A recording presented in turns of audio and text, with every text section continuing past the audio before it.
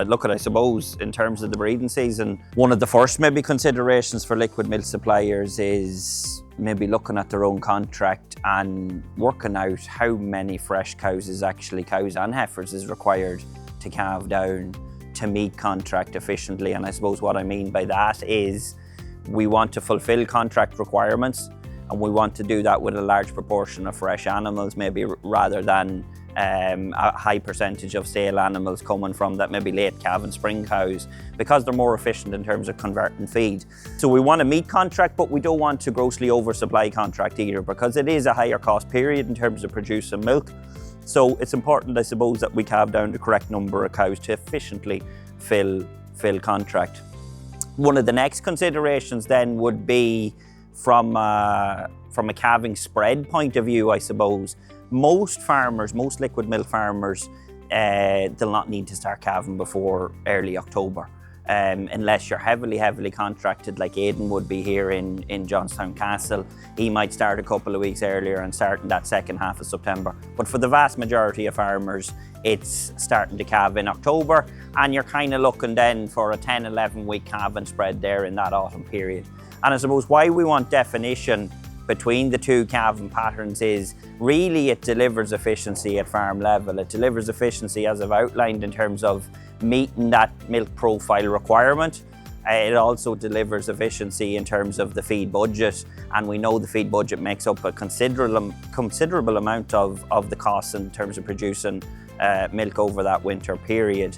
It also ensures that, I suppose, our heifer management is improved. Usually when you have two clearly defined blocks, all of a sudden you see herds then that are meeting requirements in terms of growth rate requirements to calve heifers down at 24 to 26 months of age.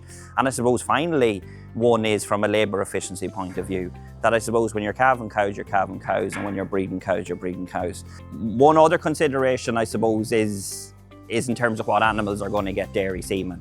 And I suppose where we start there is with the heifers. They should be the best animals on the farm from a genetic merit point of view, and we always want to breed the best quality animals to the dairy semen to ensure that we're getting the highest possible gain in terms of genetic merit. So I would say, in terms of from a heifer's point of view, firstly, what's the protocols in terms of breeding those heifers? If farmers aren't already using some form of synchrony possibility, they should look at that. Get the heifers bred early in the season, which is very important that we get these heifers calved down early in the season, that we reduce the likelihood of heifers falling out of the system. And I suppose the other point is that we can get sex semen in, and we can control timings of sex semen in terms of getting heifer calves from that core group of animals. Then thereafter, I suppose farmers should be looking at all the reports they have in terms of the genetic data they have on the cow herd, but also milk recorded data, and using that to make a decision in terms of selecting the cows then that are required to top up those replacements that are needed coming through. And I suppose that leaves a subsection of cows then that are doing a job, but maybe aren't delivering to the standard of the other cows, and they'll get high quality, high DBI beef AI semen. The final piece of the jigsaw then is obviously the bull selection piece. And if we look at bull selection, I suppose what do we want and what's our objectives from a breeding point of view is we want medium-sized cows, we want fertile cows, we want cows that are going to stay in the herd a long time, and ultimately we want cows that are fit to produce high kilos of milk solids output.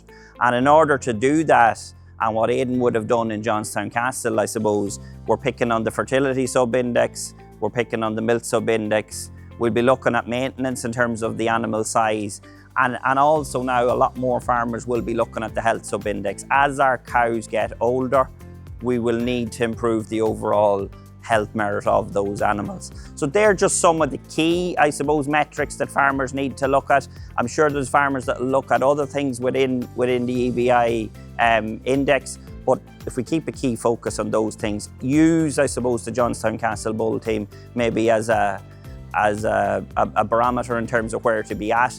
And I would say spend a bit of time picking your bulls. It's probably one of the single biggest decisions you make.